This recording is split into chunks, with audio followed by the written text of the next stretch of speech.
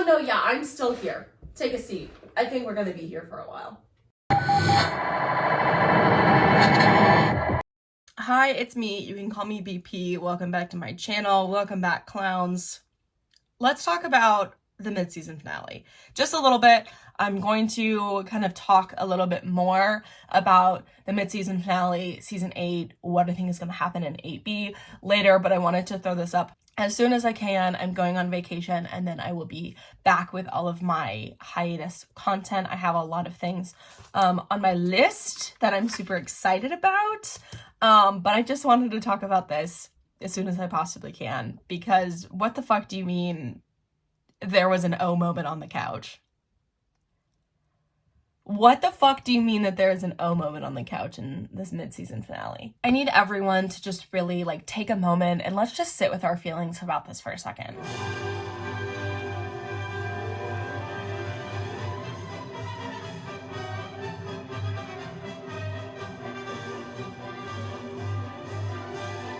Maybe. Are we clowning? Are we not? I don't know. I hope we're not, but let's talk about the couch moment in 8-8. It was a very Sabrina Carpenter short and sweet moment, but it does have a little bit of backstory. So at the beginning of the episode, we see Brad, the actor, show the 118, his new episode of Hot Shots, and everyone's kind of like, oh, this is kind of silly. And Eddie even makes a comment how he thinks it's silly, but he's like, oh, but that's okay. My son Christopher loves the show. And because of this comment, Eddie is able, he reaches out to Chris and talks a little bit about Brad and the show and kind of how Chris is doing in El Paso. And Chris is like, oh, things are good. And then he was like, wait, I have to go. I have to go practice chess. And Eddie's like, what do you mean chess? You don't play chess. And he was like, oh, I do now. And I'm practicing for a tournament. And he was like, didn't know that. Great. Thanks, mom and dad, for telling me, but go have fun, whatever. Fast forward in the episode, Eddie has a conversation with Brad and is like, hey, can you sign this for my son?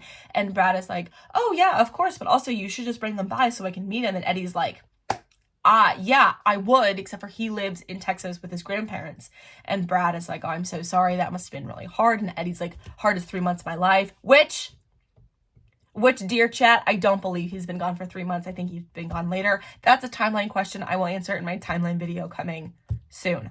Anyway, Eddie kind of opens up to Brad a little bit about this feeling that he's been feeling with Chris. And he's basically just saying oh, there's this gap between us and I'm missing out on things in his life. And Brad tells him, don't let that gap between you two grow another inch. And Eddie really just takes this and is like, you're right. You're so right. I have to go. I have to leave immediately. And then we get to the scene in question.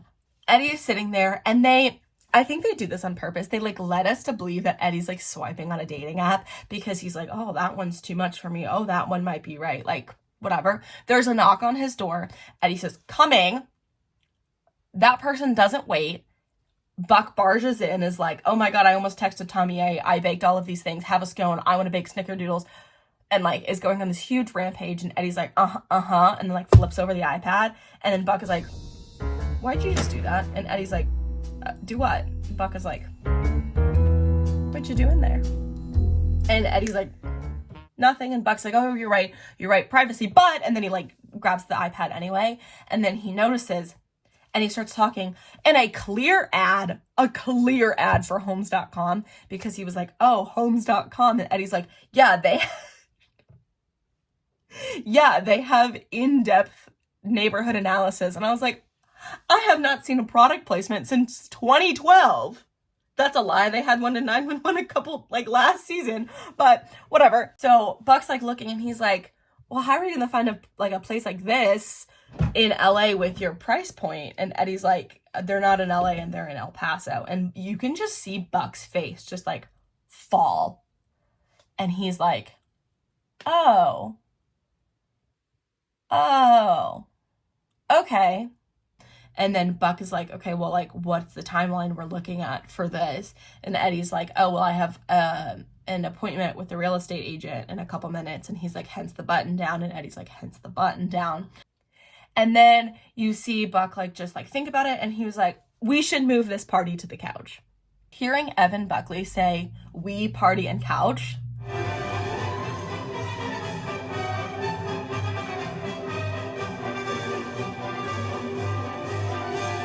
yeah. So then Buck like walks out of the kitchen and goes into the living room, and Eddie's like, "We?" Buck is like, "I don't trust you to make the right decision. I'll be your wingman." And Eddie's like, "Okay, whatever. Like, I'll get you a cup of coffee." And then Buck goes with the iPad and like sits on the couch. And as Buck sits there, you can like physically see it in his body that he goes through the O, O, O. The first one is just plain text O. The second one is the italicized O, and then the third one is the bold italicized O, which I think that is the disappointment O. Another thing that I find really interesting about that shot is that in like the back, like kind of where this is, a shot of Buck is like Eddie's framed like print of Texas. And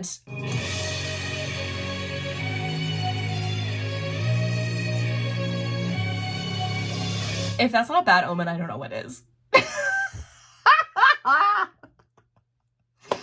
Is that gonna be like my new Easter egg, is how I can include a clip of 5 Seconds of Summer's Bad Omen in every single goddamn video I make? I love it. Let's do it. But we don't get to see Buck and Eddie like sitting on the couch together. I will go into details later about my thoughts about season 8. That's coming. It's not going to be today because I have not thought coherently enough about it.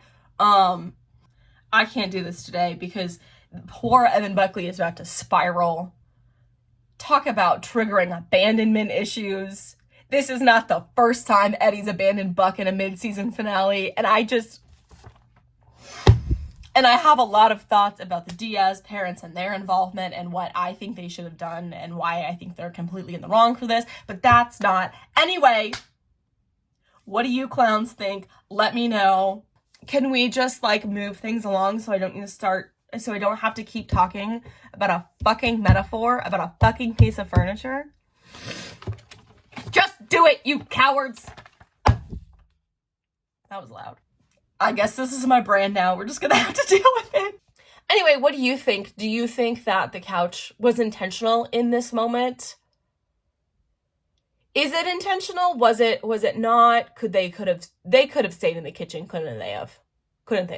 They totally could have stayed in the kitchen. But do you think the couch was intentional? Let me know all your thoughts below. And if you enjoy this content, please be sure to hit the subscribe button. I'm trying to hit 1,000 followers before the season comes back in March. And we're already halfway there, which is so surprising and is so crazy to me. Thank you guys so much. And be on the lookout for my new videos. I will see you then.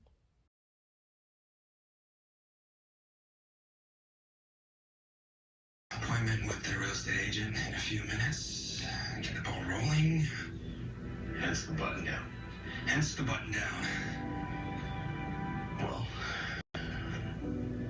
we should move this party to the couch.